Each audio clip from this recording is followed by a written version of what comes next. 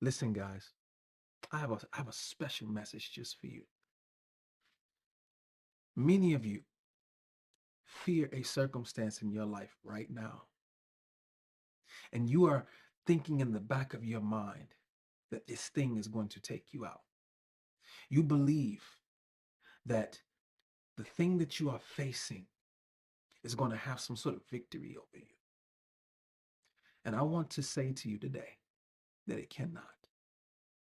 Matthew 5 and 8 says, Blessed is he. No, blessed is the pure in heart, for they will see God.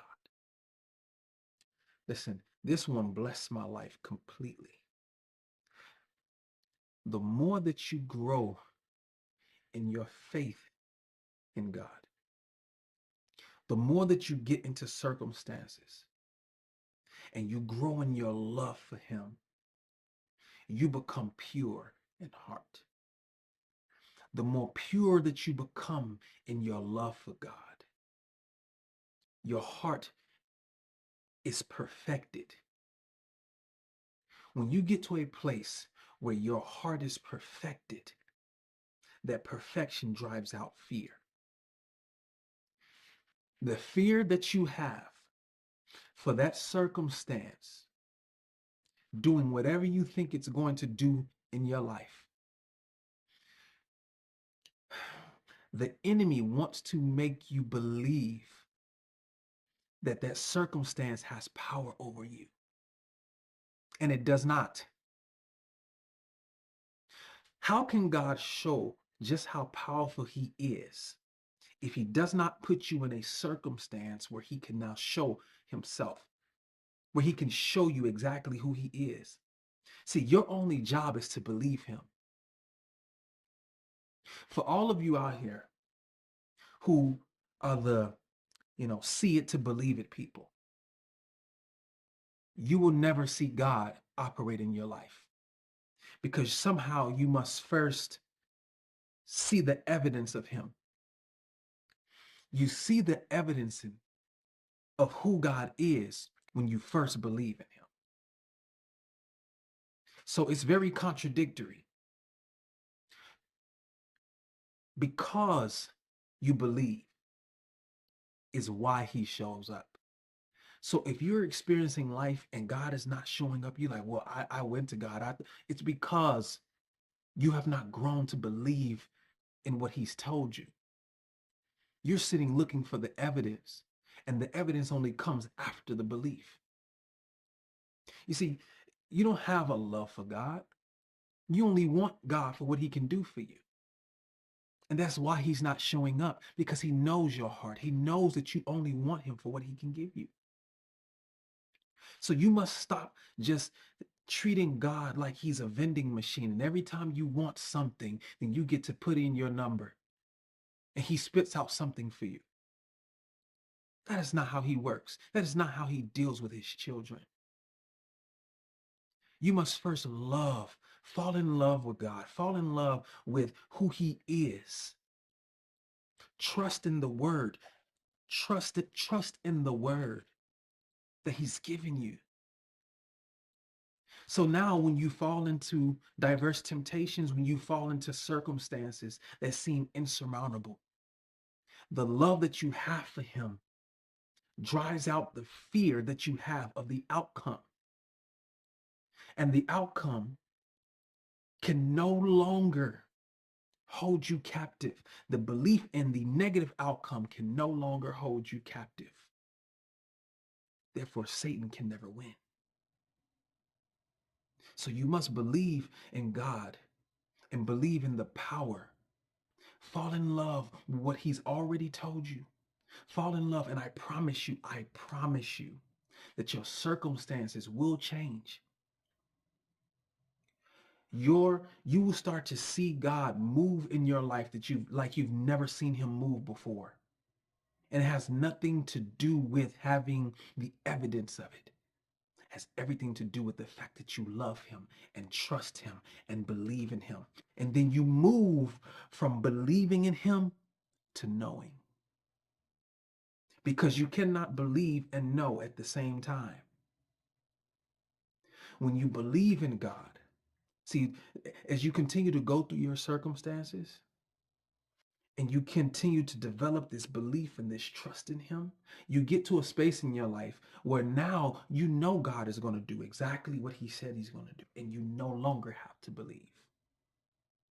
So He starts to perfect you, He starts to transform you into a person who has a pure heart. And now you get to wake up every single day even more transformed than the day before. So now when you come up against another situation, guess what? You have a more refined version of yourself that is now going into this new circumstance. And you're able to be sure that God is going to bring you out of it. You can stand there like Shadrach, Meshach, and Abednego when they were facing being thrown into the fire. And they said, listen, I'm not going to serve your God. I'm not going to bow down to some other image. They stood 10 toes down and they stood firm in who they knew God was. That is the type of faith that you must have.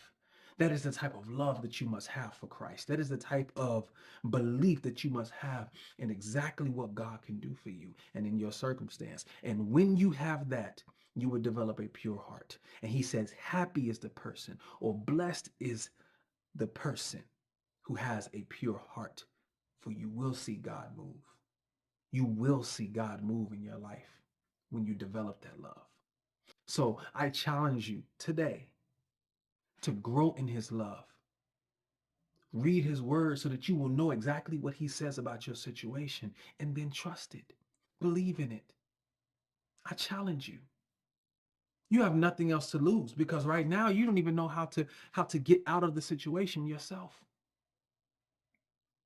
Even for me, I'm learning how to let go of what I think a situation should look like. I'm learning how to take a back seat so that the Father can drive. I'm learning how to love him and trust him so much that I can just fall asleep in the back seat.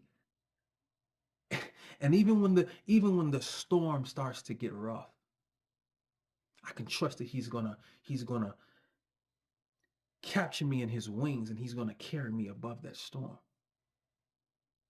And listen, this thing goes deep.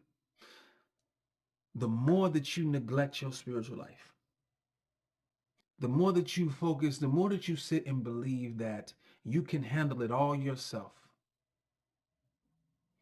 the more you're going to sink deeper and deeper and deeper into a hole of despair and depression and anxiety and fear. Because to be honest, we don't have the power. We don't have the power, but God does. And all you have to do is develop a love for him, and he will fill you with his power.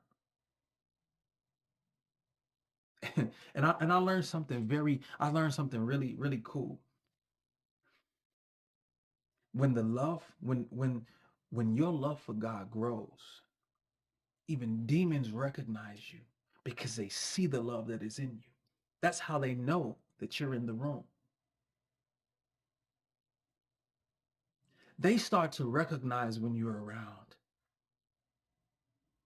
And what do demons do when they know you're around? They try to disrupt you. But when your love is pure, when your heart is pure for him, you can see it working. You can see the devil even before you get there. You can see the schemes. You can recognize the tactics, and then you can fight against it. But you have to fall in love with him. You have to be willing to look at your situation and be willing to allow God to move the way he needs to move so that you can overcome it. Right now, you sitting here trying to figure out how you gonna do this thing. You have a bill that's late. You behind on your mortgage. You behind on your car note. You behind on child support, and you trying to figure out like, man, how am I gonna do this? I don't know what's going on. I know that the rent is coming up, and I don't have the money. I got this coming up and I don't have that. Man, I need to get my car fixed. Yo, all of these different things is creating fear within you. It's all creating fear within you. And right now, Satan laughing because he got you scrambling. But Matthew 5 and 8 says, blessed are the pure in heart, for they will see God move. They will see God. So how do you combat that? How do you combat when there are situations going on in your life and it looks like there is no end in sight to all of these terrible things happening? There is no reprieve in sight. There is no answer to the problem that you have. You love and you trust in the one who created everything. You love and you trust in the one who gave Moses the knowledge to build an ark when when Noah didn't even know, he didn't even have an education. So if Noah didn't have an education, but God gave him the power to build an ark, how much more can he look at your situation and see what you don't have and bless you with it? So now you have the ability to solve a problem and you didn't have to go to a school to get the answer. You didn't have to turn to anybody to get the answer. Listen, if you remember nothing else, remember that your presence here on earth is important to God. The more Satan can disrupt your mind and make you fearful and anxious and depressed, the more he can keep you from the mission that God has placed you on here to accomplish. The battle happens in your mind before it ever gets to your body. So you must first learn how to fight and defend yourself against the schemes of Satan. And then you must learn how to love. You must learn how to trust. You must learn how to deeply depend on God. Stop trying to be independent. You need to just X that one out. Because your dependency on God is a thing that he loves. Because now he gets to show his love to you in a way that you have never experienced it before. When you let go of your independence,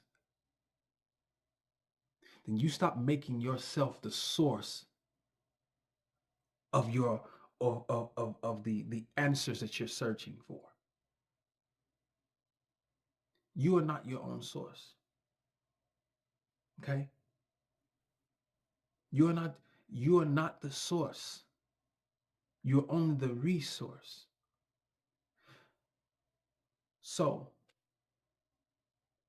take the whole idea that I'm an independent man or woman. And I need you to take that whole idea, need you to crumble it up, throw it away. Depend on God. Because you don't have the power, but he does. Now, when you stand in the power and the authority that God has given you, man, listen, even Satan himself trembles when you come around because he knows that you have the power to make things change. He knows that you have the power to go into any room and affect it. Listen, y'all, I love you with the love of God, and ain't nothing you can do about it. Get close to God and learn how to trust him. Develop that pure heart so you can see him move in every area of your life. Peace.